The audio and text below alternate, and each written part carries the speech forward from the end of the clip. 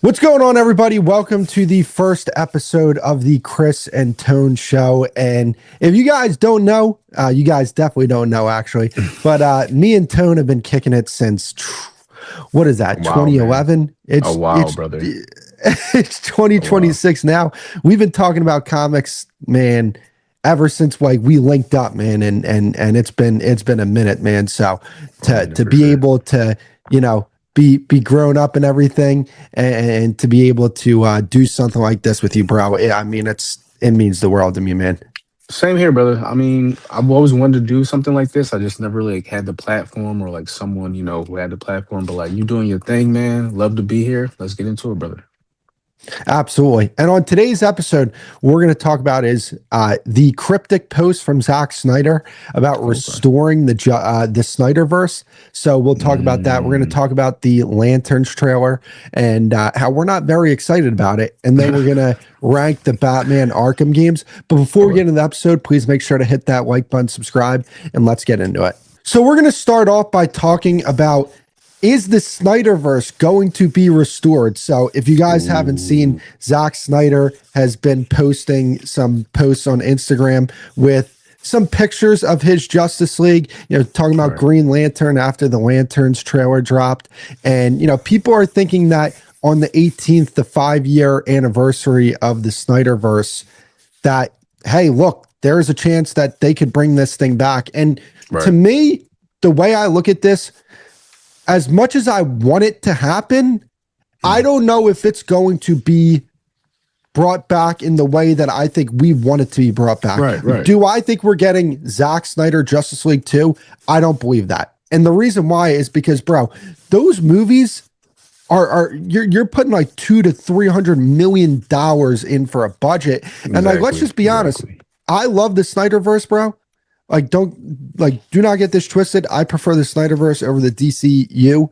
Mhm. I love Zack Snyder as a director, but at the same time, the movies just did not make the type of box office Yeah. that would make sense for a studio to say, hey, let's give this guy a gigantic budget and let's move forward Right. with Right. Justice League, Zack Snyder 2 and 3. And to me, like, could it be brought back in an animated form? Maybe. Is this Right. something with Paramount where, maybe they don't have a great relationship with James Gunn, but they still want the DC, they still want all the things that come with DC.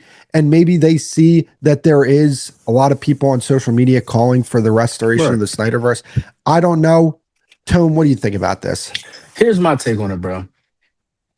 Honestly, compared to what we have now, I much rather prefer the Snyderverse. Okay.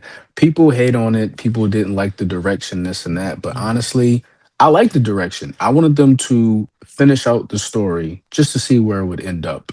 So you talk about the cryptic message with potentially it coming back. I don't think it would be a bad idea necessarily, but like maybe to like a different capacity to which it was initially, coming out for sure. Because we're still going to have James Gunn doing his thing with the universe. But like I said, if they brought back the Snyderverse in some capacity, I think that could definitely work. They could definitely like coincide and like a Crisis on Infinite Earths type situation where like it could like mesh together into like this big battle or something. You know what I'm saying? So that's what I think. Yeah, and see, here's my problem when it comes to the way people look at Snyderverse fans like you and I. There is plenty to like about the Snyderverse when it Right. comes to some of the movies that were in it. When you talk about Man of Steel, look, even though Man of Steel is divisive, there are a lot of people who love that movie. And if you're one of those people who love that movie, you probably love the Snyderverse. You Right. look Right. at Right. Justice League, the Zack Snyder cut. That was an amazing movie. You talk about Wonder Woman back in 2017, great movie. Aquaman, great movie. Like, there were some really great things that came out of the DCEU. Some of For the sure. character designs, some of the characters overall. I think that Ben Affleck's Batman is the best Batman that we will ever see I on agree. I on the agree. the movie screen, right? Right. Right. Right. So there were great things that came out of the DCEU, and I feel like people look down on Snyder fans Mhm. because of the fact that they are so passionate, but there is a legitimate reason why Snyder fans are so passionate because there were some really, really great things. And For sure. we saw that there was an end game coming with this Justice League storyline. And we felt like Zack Snyder didn't get a chance to finish that storyline because of some things that happened. Right. Yeah. And, like, here's my thing when it comes to the Snyderverse. My biggest thing is that, like, was it perfect? No. The Snyderverse was not perfect. But the reason why it wasn't perfect was because I felt like they rushed too far into the future, right? Like, when you looked at what the MCU did, right after Iron Man, they dropped Incredible Hulk. Then they did Iron Man 2. Then they did Thor and Captain America, and that built up to the Avengers. I felt like with Man of Steel, they dropped the movie, they had some success with the movie, and then they said, oh, okay, where do we go from here? Instead of saying Man of Steel is going to be part one of what this cinematic universe is going to be, and then we're going to have a Batman movie and a Wonder Woman movie and an Aquaman movie. And I know people are going to say, like, all right, you're kind of ripping off of the MCU. I'm going to be honest with you, could care less. Like, could care less if that would have been the case. But what happened was they went from Man of Steel, and then instead of going through the process, they essentially, to put this into Marvel terms, they said, okay, here's Iron Man. Now we're going to go into Civil War. And we didn't establish Captain America. We didn't establish the other characters in the movie. And I feel like the reason why we loved Civil War so much is because of the fact that we had connection to the characters. We had connections to Iron Man. We had 100%. Connections to Scarlet Witch and all these other characters, Vision, that were in the movie. And I feel like a problem with Batman versus Superman is that they had to spend time establishing who Batman was. And when they got to that final battle where it was Superman, Batman, and Wonder Woman, like, it didn't hit the same as the Avengers first battle, because with the Avengers first battle, all of these characters, we've seen all of these characters before. We had legitimate attachment to all of these characters. And that's where I feel like the DCEU and the Snyderverse got it wrong. Oh yeah, for sure. I agree with that 110%. It's just like so we didn't have that build up, that connection with the characters like we did with the MCU. So I think that definitely hurt the Snyderverse to full capacity. Like, no one was connected. No one was, like, really understanding, I guess, what's going on. And it's just that DC's appeal is just like, I don't know what they have to do personally. I don't know if you maybe have ideas of what they could do to, like, really change, to, like, really, like, bring in the people. But it's just like, once again, I didn't hate the Snyderverse, but it wasn't the best, for sure. Well, like, I feel like the way to draw people in is just make great movies. Like, Aquaman was a great movie. And if I'm not mistaken, didn't Aquaman hit $1 billion or almost hit $1 billion or something? It might have hit like 950 million, $1 billion, I think, along that threshold. But, like, that just shows you that if you just make great movies, people are going to come. Like, for sure. If you make something great, people aren't just going to be like, nah, we're good, we're not going to show up. To me, and the most frustrating part is that, like, they had the pieces in place. Like, if you're telling me the Aquaman movie came before Batman vs Superman and the Wonder Woman movie came before Batman vs Superman, and you had a Batman movie that came before Batman vs Superman, then you're building up to that Batman vs Superman, and you're like, whoa, like, this is crazy. Like, facts. Then you don't have to spend time setting up who Batman is and establishing who Batman is, because I felt like that kind of took away from the movie a little bit. And honestly, like, to me, I don't look at Batman versus Superman as Man of Steel 2. I don't. I don't think we ever got a sequel for Man of Steel 2. Yeah, not at all. And that, to me, is just, it's so frustrating, because like my problem with the Snyderverse was not that they didn't do some great things. They did. My problem was, I don't think they executed it properly. And it just felt so rushed. And it's like, you had a Suicide Squad movie in 2016. Like, I just got to go on a quick rant about something real quick. Go ahead. Like, bro, I don't understand why studios don't just make Batman, Superman, like Flash, like all those movies, Green Lantern, all those movies. Why are they electing to do movies that, quite frankly, most people do not care about these At characters. all. At Like all. we're, Suicide Squad. To me, I didn't really like the movie. I didn't like the idea of the movie because I felt like all right, if you're going to make a movie, you have so many other characters that you have to establish before you establish the freaking Suicide Squad. Exactly. Like, Exactly. that's like Guardians of the Galaxy in phase one of the MCU. Yep. That makes no sense. So, like, to me, instead of Suicide Squad, how about we have a Green Lantern movie? Or how about we have a Flash movie? And like, to me, those characters are going to sell more than the Suicide Squad. I get it that they're trying to like they got a cast full of great actors and they're trying to appeal to a broader audience by having a more edgy movie. But like, bro, to me, Flash is a bigger IP than Suicide Squad. Green Lantern's a bigger IP than Suicide Squad. So, like, if I was a studio exec, if I was in WB Games when they came up with that ridiculous decision to have Suicide Squad versus the Justice League, that makes no sense to me because it's like, bro, I'm playing a game right now, and there are 10 characters in the game, and I'm playing like if I were to rank the characters that I want to play as, these characters that I'm playing as are like 6 to 10, and 1 through 5 are characters that we can't have. So you're telling me we can have the Justice League in a game, but we can't play as them because we have to fight them, and we have to play as characters that do not play nearly as fun as those characters. Like, bro, to me, it just like makes no sense to me. These studios, they put forward these high budgets when it comes to these movies, and then they have like these kind of ridiculous ideas, like bro, a Harley Quinn movie, like a Birds of Prey movie, dude. What are we even doing, bro? Yeah, well, here's my take on it. So I call this the Guardian effect, the Guardian appeal. Guardian, stole everyone's hearts, was a big hit. Lower end characters, no one really knew about until the movies. So these studios now have just been trying to push that out, be like, oh, let's make a new Guardians. Oh, let's get these characters into the forefront. Like you said, your average fan, we don't care about these C-list, low beer, like B-tier characters. We want, like you said, the heavy hitters. We want Batman, Superman, Wonder Woman, Flash, Green Lantern. That's what we want. That's what we want to see. Honestly, these execs, like I said, they see what Guardians did and the success, but like they have to realize like that's not the way to go. It's just not the way to go. Like, so you bring up the Suicide Squad. Literally, they're trying to make the Suicide Squad like the Guardians, and it's just not working. It's just not working. And they're doing the same thing with Creature Commandos. Mind you, I like Creature Commandos. Pretty good show.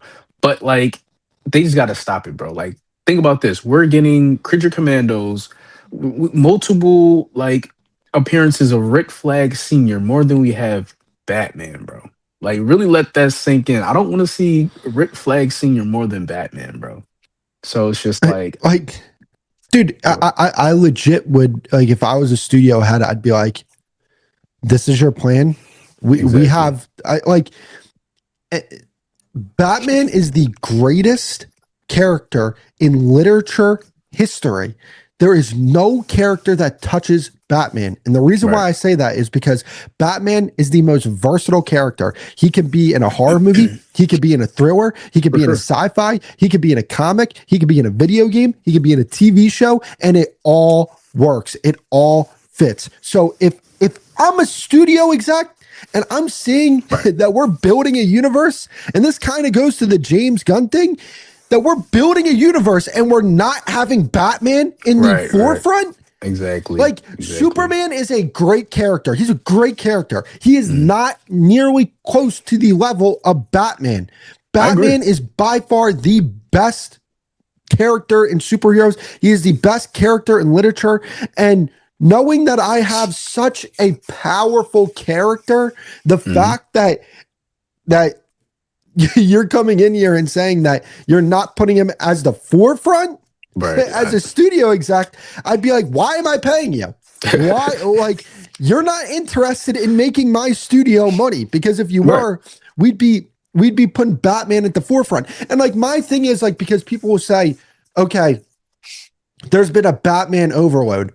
Bro, like, if you are building a DC universe, Batman needs to be at the He forefront. has to. That's He has not to. Batman overload. Right. That's just that's DC Comics. That's building a cinematic universe around Exactly. the DC properties. How Exactly, are you bro. going to do it without putting Batman in the forefront? It makes no sense to me. I don't know, man. Just my final thought on that is just like I don't know. I don't know. I'm hearing, by reading online, looking on Twitter, we're not seeing Batman in the James Gunn universe for some time. Like, of course, we're getting Batman Part Two next year, Matt Reeves, which I'm super excited for. But it's not James Gunn's DC's Batman, and like I said, I'm hearing we're not even close to that Batman. So I don't know what James Gunn doing. I have faith in him. I like James Gunn, but like, what you doing, James? What are you Yeah, doing? a simple solution. Restore the Snyderverse. That's the way I look at it. The trailer for Lanterns just dropped, and Tone, I'm not going to lie to you. I am so not excited for this Bro. show. And I mean, you've known me long enough. Oh Green yeah. Lantern is like one of my favorite superheroes, like easily in my top three. So the fact that this show looks like this, and I like, here's my problem. Mm, Green Lantern fans are allowed to be upset about the Lanterns trailer. right. Green Lantern fans are allowed to be upset at the direction of the show. I saw a video where somebody said the physical suit, it takes it back to the Silver Age.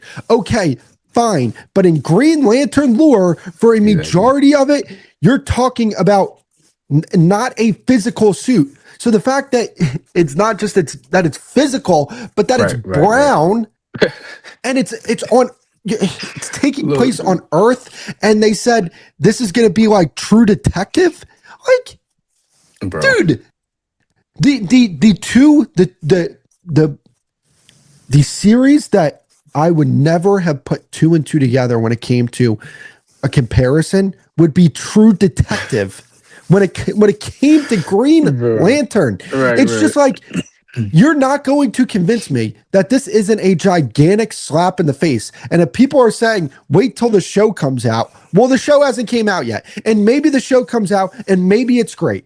But Right. at the same time, if you're trying to hype people up for the show, this Right. is like the worst way possible that you could hype up a show. And yeah, it might end up being a great show. It might. Right. Like, but just like the Nolan trilogy were great movies, they were not Batman movies. They Right. had Right. Batman in them, but he was not actually Batman the way he was in the comics. Right. Green Right. Lantern or the Lantern series might be a great series, but that does not mean it captures the essence of Green Lantern.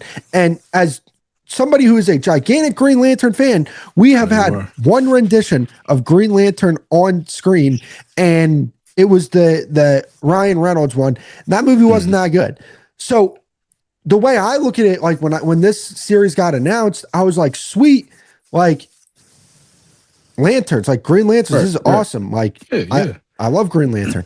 But then when I saw the trailer for it, bro, I was so disappointed, and I did not want to be disappointed. That's the thing. Like I feel like Exactly. there are people who think that people like me are overreacting, and it's like, bro, no, we're not. Like I've been waiting for something like this for so long, and for it to look the way it looked in that For trailer, sure. yeah, I'm very disappointed, bro. Yeah. But so here's the thing for me, bro. People are right. Maybe it might turn out to be good, but here's the thing. First impressions are everything, right?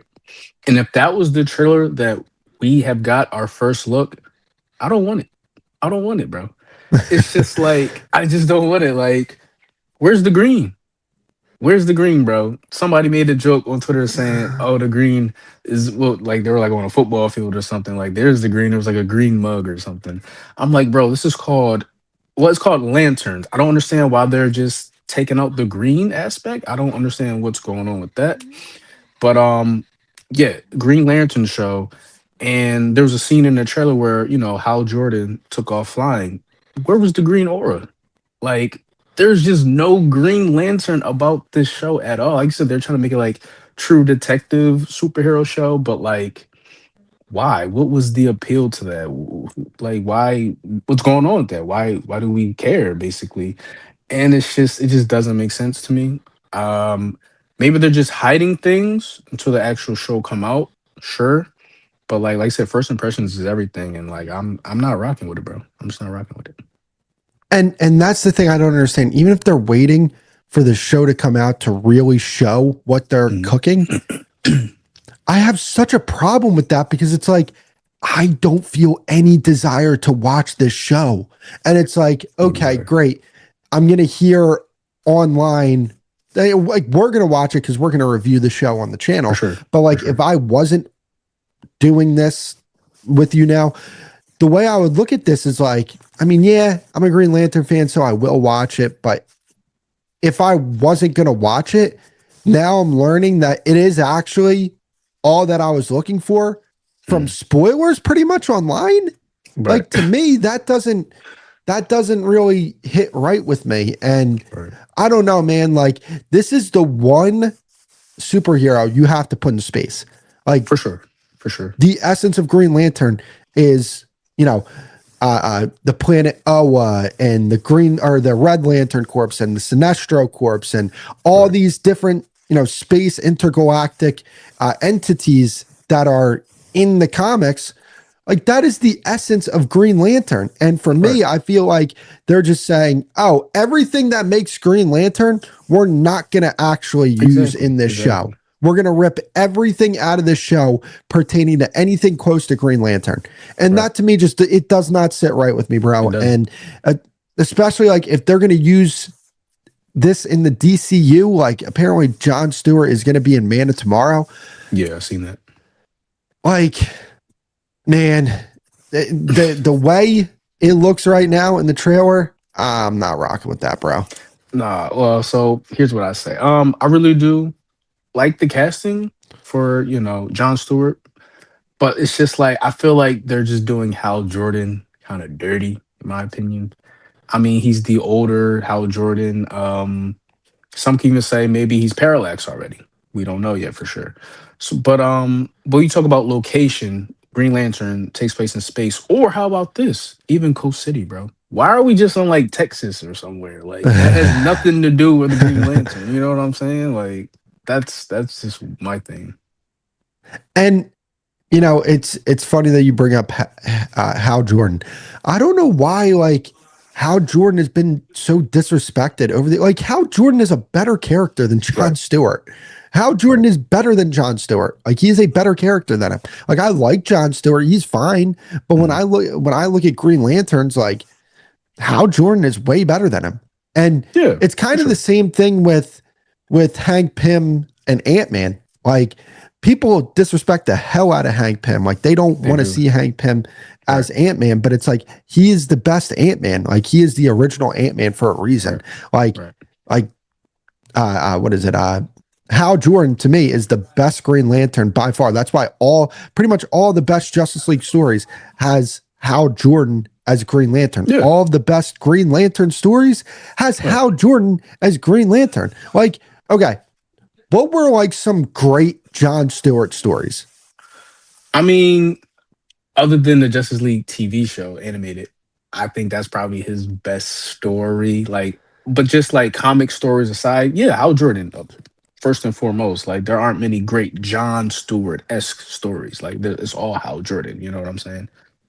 Like to me, when I look at John Stewart is a great complementary Mm, piece to like, if you're in a Justice League, mm, how John Stewart is a great complementary piece. How Jordan is a great overall piece when it comes to he can lead a movie.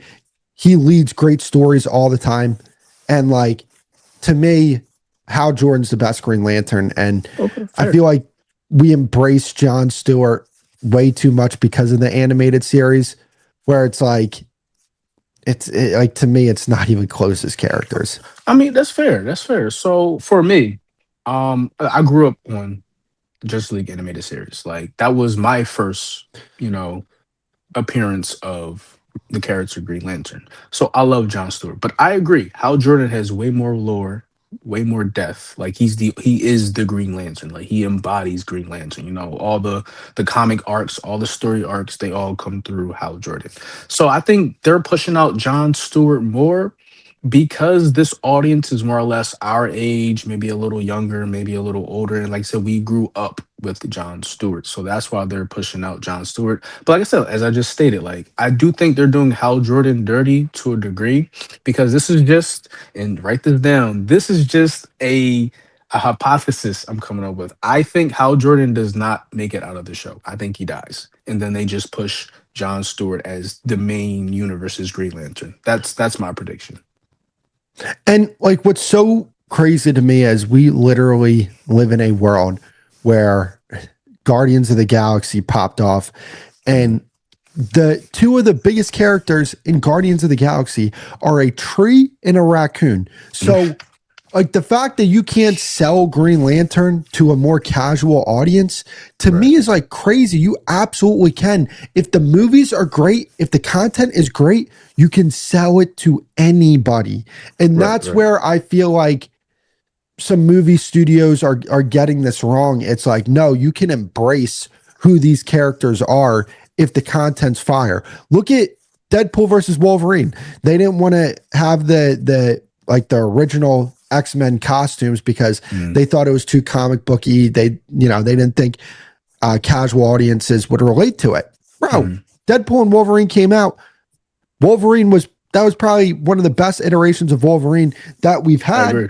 I And he agree. was wearing the yellow suit. And it was as comic booky as it came. I People agree. didn't care because the content was fire. Exactly. That's all that matters. That's all the people. We just want good stories with our favorite characters, bro. It's a comic book movie, bro. Like, just give us that. Don't give us different iterations of things. Just give us what the people want. I promise you, you will make money. Like, I hope they watch this video.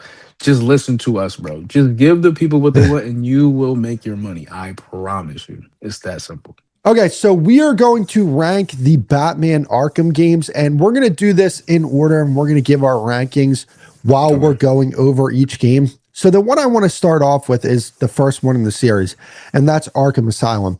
When I look at Arkham Asylum, I think it is such a perfect start to the Batman series, and especially the fact that that game came out in 2009 and pushed the limits that it did. And what I loved about that game is they took advantage of every asset that they could take advantage of. They got as much out of that game as you can get out of a game in that time period. The story I thought was fantastic. The atmosphere was fantastic. I think the gameplay, I think what people look at right now when it comes to Arkham Asylum is how the gameplay is right now and comparing that to the other Arkham games. When you actually look at that game in a vacuum and at the time, the combat was fantastic. So to me, I think that Arkham Asylum is getting kind of disrespected as of late. Not like that people are saying it's a bad game or anything. I think a lot of people think it's still a great game, but this game to me ranks very, very high among the Arkham games because I think that it's just a fantastic game. And I think it does things better than Night, Origins, and Shadow to me, in my personal opinion. So if I were to rank this game out of the 5 Arkham games, bro, this one to me is number 2. And like, I know it's probably trendy to pick Night and put that as number 2 or number 1, but like I'm going back to the basics with this one. I think that this is such a great game, and putting it at number 2, I think it is absolutely worthy of it. Okay, no. For Asylum, I agree. I'm gonna just say right now, it is my second favorite. This game really pushed the limits for like comic book games, superhero games, like combat wise. You know, it had combat, the stealth, little like detective mini games that you can figure out everything out. The game is great. I think it's a 10 out of 10 game. It really, like I said, pushed things further. Or games, it's not really much you could ask more from it. Like you give you a great story, gave you the characters, great villains. It's just it did everything also for the time, it did everything perfectly fine. Like 10 out of 10, no notes. So there's really not much And I can say about a perfect game. So I mean, I have no hate towards Asylum. And to me, when it came to Asylum, the atmosphere was so different than the other games, but it was so fitting because that's what Arkham Asylum is. Arkham Asylum is supposed to be really creepy. Arkham Asylum is supposed to be a horror, like that's what the comic was. It was damn near a horror comic. It was a horror comic, to be honest with you.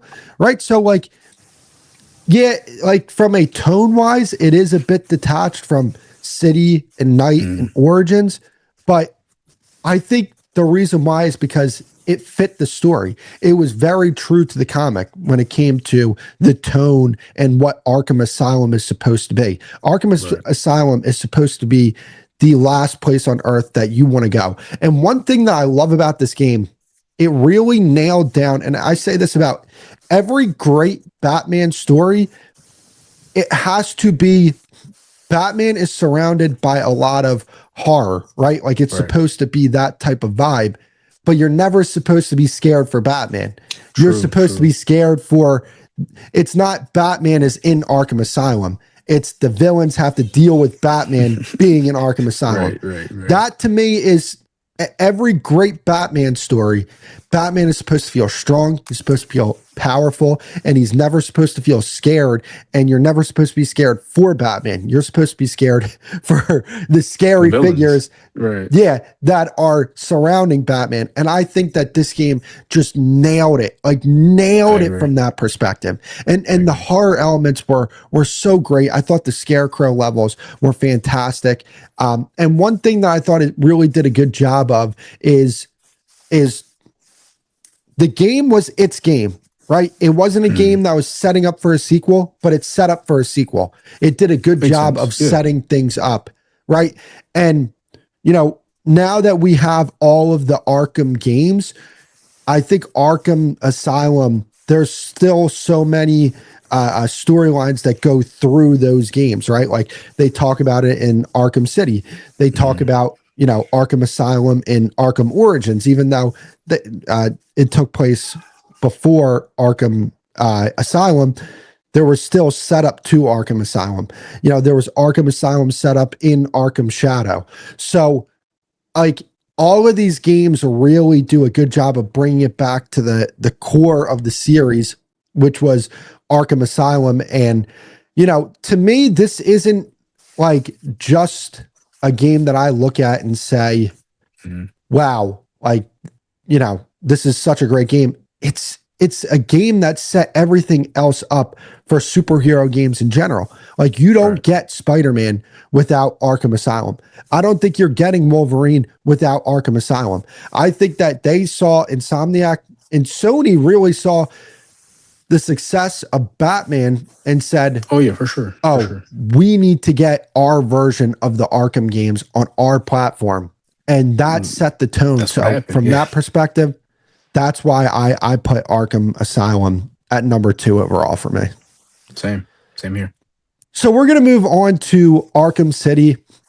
I think Batman Arkham City is by far the best game in the series. And I love all of the Arkham games. All the Arkham games, I think, to me, are great. And for this game to stand head and shoulders over the other Arkham games, more so tells me how great this game is. I think from a gameplay perspective, it's outstanding. The story was outstanding. It felt epic. Like it felt like things were going on, and a lot of things were going on. The story with Joker infecting Batman and Protocol 10 happening, all of this stuff is coming down on Batman. And I always say with great Batman stories, it has to make Batman feel strong and powerful. And that's what Batman felt in this game, because even though he had the Joker's blood in him, even though there was this crazy Protocol 10 that was coming down, even though there were all these villains in this confined area and trying to establish footing in that area, Batman still came out on top. He still never felt phased. It was, I think, the perfect depiction of Batman. And the villains in the game, I thought that they were outstanding. They were outstanding depictions of those villains. And one thing that I love that Arkham City did was it paid so much respect to Arkham Asylum. It felt like an Arkham Asylum sequel, whereas when we talk about Arkham Knight, that did not feel like an Arkham City sequel. So the games felt so intertwined, and the side missions were fantastic. It set up Arkham Knight perfectly. Unfortunately, Arkham Knight didn't take the layup that it was given, but there were so many things happening with the story and the side missions and the Riddler trophies. I've played this game, I'm not even lying, probably about 20, 25 times I've beaten this story. That's how many times I've played and beat it, because it's just that great of a game. I agree. So, bro, just like Asylum, City, 10 out of 10. If not, one of the most perfect games I've ever played, and others would agree. You look at multiple video game lists, Arkham City's top 50, top 100, top 25, top 10. Like, it's just a phenomenal game. Like, literally, there's people try to nitpick things. It might be little things, is like at the time, I don't know, the frame drops, but that's about the only thing I've ever heard. Like, no one ever like says anything bad about this game. Like you said, it's the perfect game, from the tone to the story to, like you said, there was so much going on. And we got to remember, this took place all in like 6-7 hours, bro. Like, Batman was just going through it, bro. Like, it's a phenomenal game.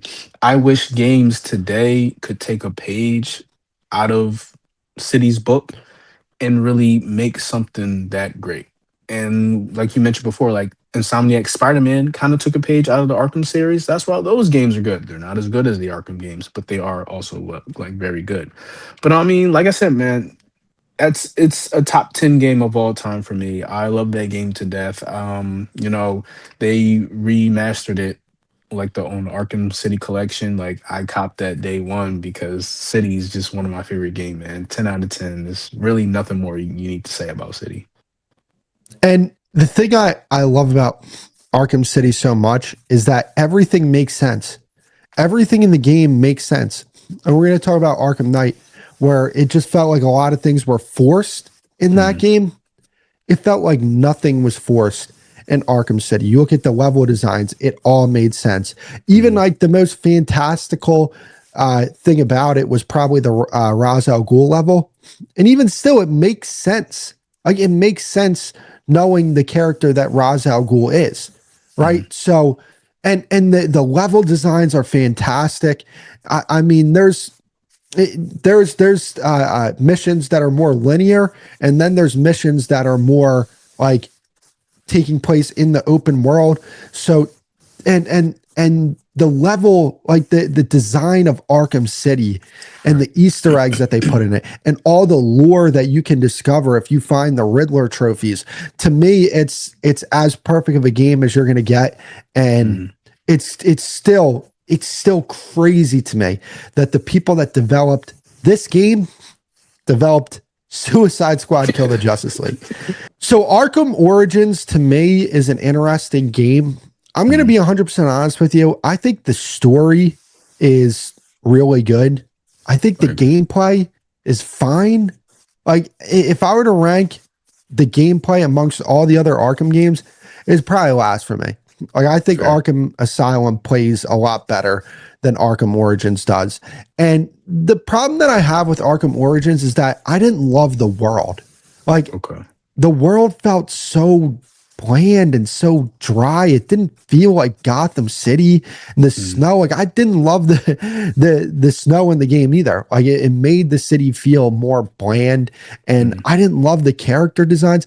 Now, this to me is still a very good video game. Like, there are still some really good parts about it. Like the final offer level, loved that level. I loved Bane in this game. I thought Bane was fantastic. I thought the twist from Black Mask to Joker was great as well. I loved the Deathstroke boss fight. There are so many great things, but I think recently it's been trendy to say that Arkham Origins is some underrated game, but I don't necessarily think that's the case. Like, the people that love this game, I understand why people love this game. I also understand why people have problems with this game, because the open world is boring. Like, it is bland. And I don't think that there was really that much to do in the open world either. But when it comes to character designs, when it comes to level designs, even the DLC with Mr. Freeze. I think Right. that DLC was the best DLC in the entire Arkham franchise. So to me, I understand why people love this game, and I really like it. But there are some things with this game where I just say, man, it just looks like they didn't really put that much time and care to this. And another thing Right. I don't like about this game is that, and it's not even the game's fault per se, it's more of the developer's fault. They act like this game is the redheaded stepchild of the Arkham franchise. No remaster. It stays on the Xbox 360 and the PC and PS3. And to me, it's like, man, like I feel like this game would really benefit from a remaster, because what they could do is they could populate the world, they could put more NPCs in there. Like, there's so many other things they could do with this game if they remaster it, update the graphics, because the frame rate does kind of stink at times, even playing it on the True. PC. So to me, really good game, but I would rank this game, like no doubt about it, fifth in the series. Interesting. Interesting. So I'm gonna reverse. I'm on the opposite side of you, bro. I love this game, honestly. For this to be made by Rocksteady's secondary studio, with the budget was decreased, and it's kind of its own thing, more or less. I think it was great. I think it was a great, like you said, the story was great. The twists and turns were phenomenal. I love the whole assassins trying to take out Batman. Say like we I loved it, bro. Like I said, of course, there are things that it doesn't do as great as Asylum, City, et cetera, et cetera. But personally, this is ranked my third favorite because it just felt special. It just felt different, and I do think it's treated like the ugly stepson, because like it doesn't get enough love that it deserves. Like you said, it does need a remaster, this and that, for people could really get into it and play it. Because from my understanding, a lot of people didn't play this game, so that's why I was ranked so low and like not really talked about compared to obviously like City. And I just think it's a phenomenal game, super overlooked, doesn't get enough love, and I don't know, man. Like I said, I just think it's my third favorite. I think it was better than Night, to be honest. We'll get into Night, but I think it was just better than Night in my opinion. I don't hate that take at all. I really don't. I think what separates Night from me is I think the gameplay, the graphics, and the world for Night are like next level. Oh, But for I sure. think when it comes to Arkham Origins, I do agree with a lot of the things you say. Like, I think it's a really good game. I still love playing Arkham Origins, but like to me, the reason why I have it as my fifth favorite game is because I just don't feel like it got the care that it deserved. And Fair. when there's these other games in the series that got the full treatment, that's where I kind of say, like, I don't necessarily put that on the developer. I think the developer did as good of a job as they could do. But Mm, like, again, when you're dealing with the things that they dealt with, like, yeah, like they dropped that game because they wanted a bi-yearly release, but mm. Rocksteady was like, no, we're working on something that's like really gonna Right, right, right. rock your socks. So that's where I think Arkham Origins kind of does not benefit from that at all. It kind of felt rushed, and like again, the no remaster to me, again, like that's why I put it at 5, because Okay. I think the studio wants you to put it at 5. Like, that's to me the Yeah. type of care that game received, and it's unfortunate because it is a very fun game, and I understand why people really enjoy the game, but I can also understand why people are like, it's just all right. So Arkham Knight, to me, I think that Arkham Knight is a overrated game, to be 100% honest with you, and the reason Okay. why I feel like it's overrated is because of the fact that it's an Arkham game. And this is Mm, why I say that. It feels so detached from Asylum and City. It does not feel like a sequel to Arkham City. It feels like a lot of the stories that they set up in Arkham City, they didn't really take the ball and run with it. Like, they right. set up Hush, they set up Azrael, they set up a story with Harley Quinn having a baby in Arkham City. And for them to have Jason Todd as the main villain, you could say like the co-main villain in this story, Mm, it just didn't hit because I had no attachment to Jason Todd, none fair. whatsoever. Like they didn't really have any substantial Easter eggs that was setting up for Jason Todd to be in another game. It kind of felt like Ultron and Age of Ultron, where it's just like, Right. all right, here's Ultron. Like you guys love Ultron. We needed a villain to kind Yeah, of fill basically. this. Yeah, like that's what it Mm, felt like to me. So that's why to me, like I felt like the setup over the trilogy when it came to Jason Todd was not there. Like Scarecrow, great villain, no doubt about it. But I just felt like when you're a game and you make me feel like a game in Arkham City is less valuable than it actually is from the perspective of like when I play Arkham City now and I play some of those side quests that were setting mm, up for stories in Arkham Knight, I'm just like, man, this just hurts me because I right. know how this ended up. The Hush in Arkham Knight, awful. That was an awful payoff to that story. True. Azrael, awful. That was an awful payoff to that story. Like, and when it came to Arkham Knight, it felt like there was a lot of things in the game that were not organic. Like Mm, the Batmobile, they spam that. And my thing is, it's not that I dislike the Batmobile. I don't like how they used the Batmobile in that game. Like fair. there were some levels where I'm like, okay, why are we using the Batmobile here? Like it makes Right, right. no sense. I And agree. if the Batmobile was used strategically, I would have no problem with the Batmobile.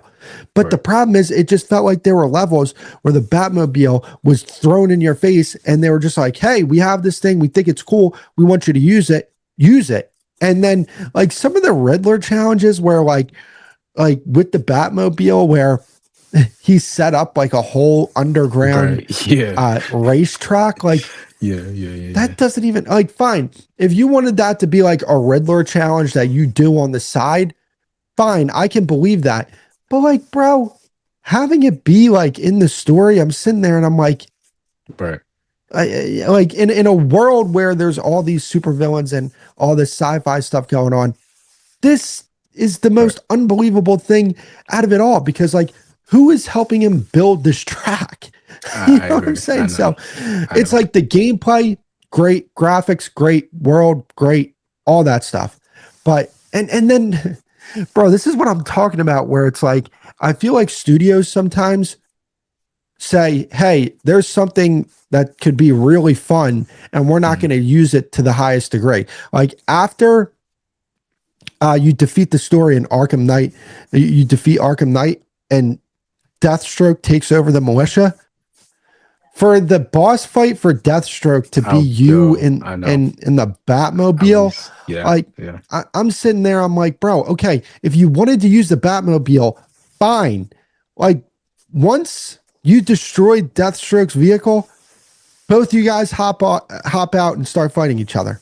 Like that to me would have been great. And like the lack Same. of boss fights too, it's just like, man, there's a lot in this game where I'm just like it is a very well made game. Arkham Mm, Knight is a very well made game. The graphics great, world great, gameplay great, but like yeah. everything else is kind of just Fair. like, man, Yeah. So for me, bro, I'm gonna just hop to the Batmobile stuff first. I didn't like the Batmobile stuff. It was cool like the first couple missions, but it just became super repetitive and annoying, kind of like the Mary Jane segments in Spider-Man. It's just like I don't need two and three of these segments, bro. Like one would have been fine, or just to like, propel the story. Like you said, that's why I like Origins more. They actually gave depth to Deathstroke in Origins. Like you're just fighting this man in a Batmobile. Like that's your big boss fight with one of my favorite Batman villains, Deathstroke. And I'm just like, that's just wasted potential. And it's just with this game, yes, the graphics were. I think they really just pushed the graphics and the gameplay was great and the open world was great, but that was about it. The story was super predictable. I knew it was Jason Todd from the jump, bro. If you know, Batman lore and this and that. Like it's super predictable. You know who Arkham Knight was based off the first trailer. I'm like, that's Jason Todd. It's just blatantly obvious, and I just think, like I said, the story was super predictable. You knew everything that was going to happen. There weren't many twists like in Origins, like in City, like in Asylum. There was like really nothing, no substance towards it. That's why I rank it last. Like I said, everything else was great. Gameplay, chef's kiss, phenomenal. Like I said, the graphics, they really push the boundaries for the graphics. Like the graphics still hold up to this day. That game's beautiful. But other than that, like Knight really just fumbled the ball. I don't know because I know Rocksteady did have plans for another Arkham, an actual Arkham game. They had more plans, so maybe Knight could have went into that more or whatever. But I don't think Knight was rushed because they put like 5 6 years into production for this game. But I really do think they fumbled, especially trying to be a sequel to City. And I give the game maybe 7.5 out of 10. But like I said, it's rated the lowest Arkham game for me by far.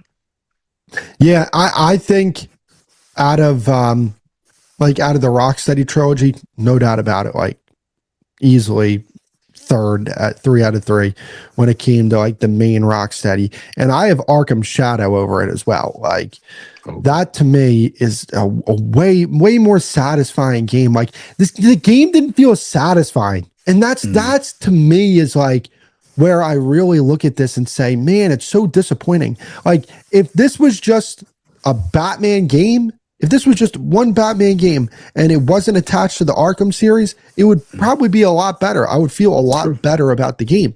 But it's attached to one of the greatest games of all time, like a defining game in the history of gaming.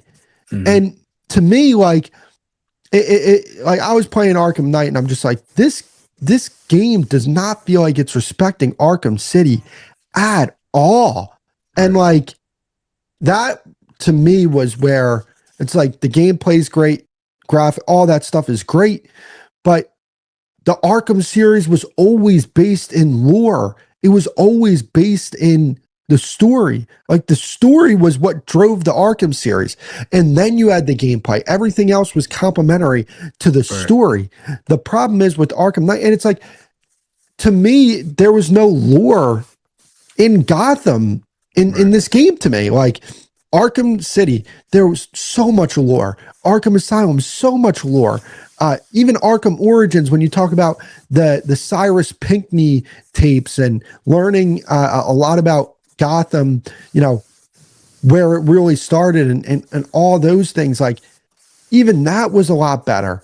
Like to me, it just felt like, Right. yeah, the game had some really great things about it, and they just leaned heavily on it, but the essence of the Arkham series just was not there. I agree. I agree, man. So the last one we're going to talk about is Arkham Shadow. Now, full transparency, uh, Tone didn't get to play it because it's on the MetaQuest, and Yeah, I bro, didn't play it. paying $300 for a system just to play one game is Right. probably not the best way to use your resources. But I played Arkham Shadow because I'm an absolute sicko. And so Arkham Shadow to me, I adore this game. I Okay. adore this game. Like to me, I would rank this third on my Arkham list, right? Interesting. Like Okay. I go City, Asylum, Shadow. And the reason why is because like, even though it's VR, the gameplay is off the charts. And I feel like there are some fans who would look at this and be like, how great is an Arkham game in VR? Until you play it, like when you play the game, you Mm, realize, like, wow, this game is all that. Like, even the gameplay, they do a great job using VR for the gameplay. And I felt like it built a really, really good world and it really complemented Arkham Origins. Like, we talked about Arkham Knight uh, kind of taking some things away from Arkham City, like our view of Arkham City, even though like, Arkham City, the game, we look at it, it's like it's a crowning achievement in video games. But right. Arkham Shadow, I think, enhances Arkham Origins with the stories that they were telling. Like, uh, the thing is, so with Arkham Shadow, you spend time as Batman, but you spend Yeah. time as Matches Malone. And what matches Malone is the identity that Batman uses to go undercover. So right. matches Malone was in prison, and you're dealing with the prison, Blackgate prison politics, and there's so much lore in there. You know, Scarecrow's in the game, Harley Quinn's in the game. Before she was Cool. Harley Quinn, she was Harleen Quinzel. The Falcone was in the game, and I think from a gameplay perspective, it was outstanding. The graphics were outstanding. And what I really liked about it is that, like, with the VR, like when you have the VR headsets on, you really feel like Batman sometimes. Like, the sound in the game, like, it sounds crazy to say, but like the sound, like when you really got into people's faces and it felt like somebody was right in your ear.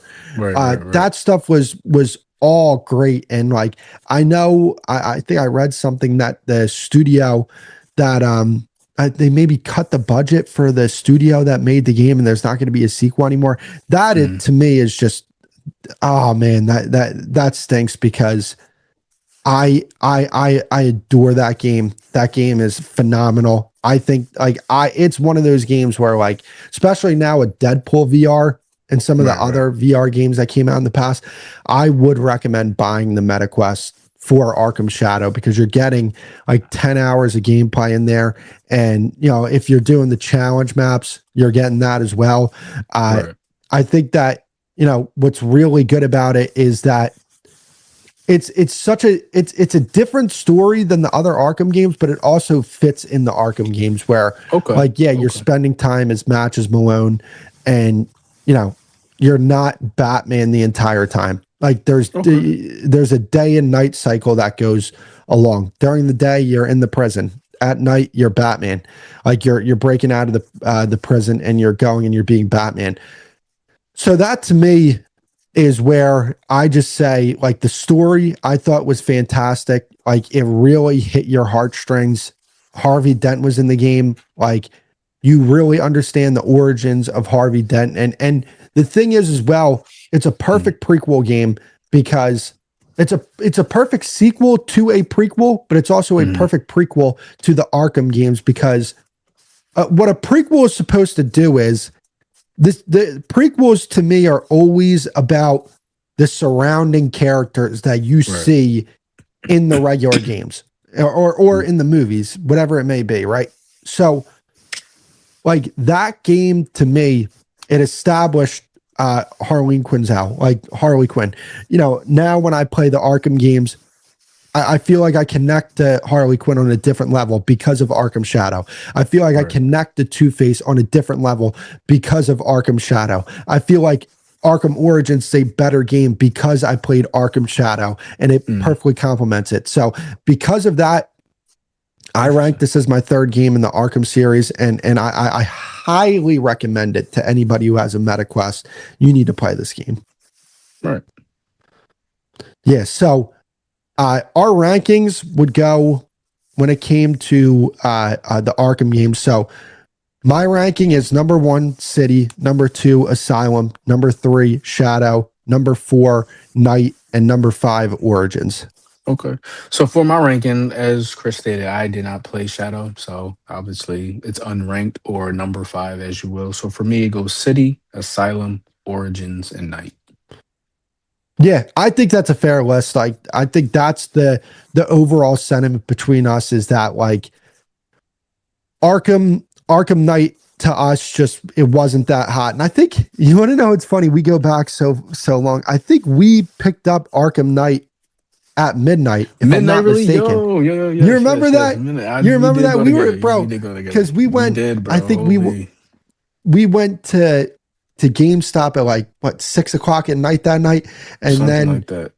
Yeah, we were just like, man, we got so much time to kill, so we were just driving around in my whip and everything. I think we went up to like Flower Town and got like a Pizza Hut or something like that, and just like whipped around. Like, bro, yo, that was a minute ago, bro. And then we got the game and we started playing it. We were like, yo, and then, like, I think both of us at the time really liked Arkham Knight. And then now that time really passed and we take a step back and the hype is done. It's kind of like Spider-Man 2. Like I really liked I Spider-Man agree. 2 when it Yeah. dropped. And Same then type situation. Yeah. now like that I'm playing, I'm like, dude, I haven't played Spider-Man 2 and like Since it came out, I honestly. I don't think I've beaten Spider-Man 2 since it came out. Like Oh, all right. You got to beat it, bro. It's still a good game. Still a good no, game. I Just beat not it. No, I okay. beat it. No, I beat Spider-Man 2. I'm Okay. saying like playing it from beginning to end Oh, got you. a Got you. Got second you. time. Like Got you. I Got you. beat Spider-Man 2. But yeah, like playing, bro, I've beaten Arkham Asylum so many times. I've beaten Arkham City so many times. I've even beaten Arkham Knight a few times. I beat Arkham Origins a few times. Like, but Mm. all right, Spider-Man 2. Well, that's another conversation we'll have. That's a But yeah, it's a different time. Different time. but that's going to be it for the first episode, though, guys. This was a blast, bro. I can't wait to do this again. Bro. Really just like a dream come true, like getting able to chop up podcasts with you. And like, if you guys don't know, this is like not this in particular. I cover football for a career. Like I do content for a career, and to be in the position where I'm at now, where like we can really roll out a podcast, and I have the time to really dive in and really Right, right. get into the nitty gritty and drop, clips and edit all this stuff. And I know how to do it. It's kind of like I'm a social media manager for a company. So like now I Mm. really know how to push this stuff out. So like, bro, Yeah. it's a dream, Yeah. man. No, I just want to say, bro, thank you, man. Thank you for hitting me up. Be like, yo, like you trying to like make this podcast, about stuff that we love, that we're passionate about. I'm like, yo, I'm down, bro. Just let me know what you want to do it, what time. Just let me know, bro. I'm down. So thank you, bro. You doing your thing with Cowboys Beat, your TikTok, bro. So just keep at it. And like I said, just thank you again for including me, bro. I really appreciate it. Genuinely. Absolutely, bro. I appreciate it. We will see you guys on the next episode.